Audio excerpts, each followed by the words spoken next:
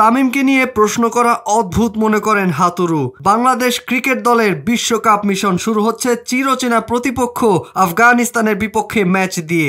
ম্যাচের আগে ম্যাচ নিয়ে কথাবার্তা বলতে কালো সানগ্লাস পরে ম্যাচ পূর্ববর্তী সংবাদ সম্মেলনে হাজির হলেন বাংলাদেশের কোচ চন্ডিকা হাতুরু সিংহে।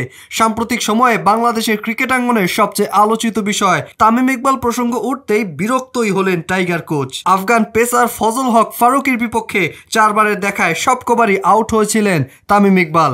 সংবাদ সম্মেলনে বাংলাদেশের বিশ্বকাপ মিশনে এবার তামিম না থাকায় বাংলাদেশ স্বস্তিতে আছে কিনা জানতে চাওয়া হলে জবাবে হাতুরু বলেন, এটা অবান্তর প্রশ্ন।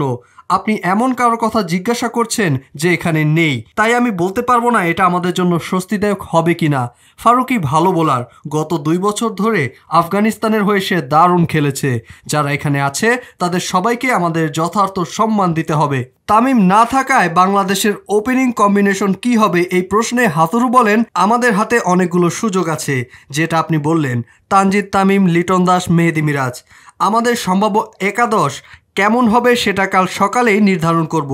সকালে দেখবেন কে আগে ব্যাটিং করছে। যদি আমরা আগে ব্যাটিং করি বা পরে করি তখনই দেখবেন। তামিমের দলে না থাকার পেছনে হাতুরু সিংহের দোষ দেখেন অনেকেই।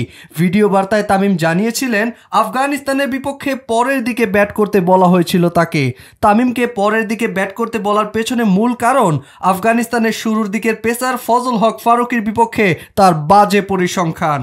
7 অক্টোবর শনিবার বেলা 11টায় হিমাচল ক্রিকেট অ্যাসোসিয়েশনের স্টেডিয়ামে মুখোমুখি হবে বাংলাদেশ ও আফগানিস্তান।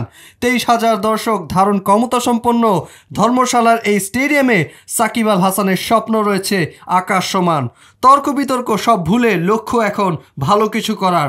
দেশবাসীর আশা ভরসা মান রাখার পরীক্ষায় কতটুকু দায়িত্বশীল টিম টাইগার্স দেখা যাবে এই বিশ্বকাপ আসরে। পুলক, স্পোর্টস ডেস্ক, জাগরণ টিভি।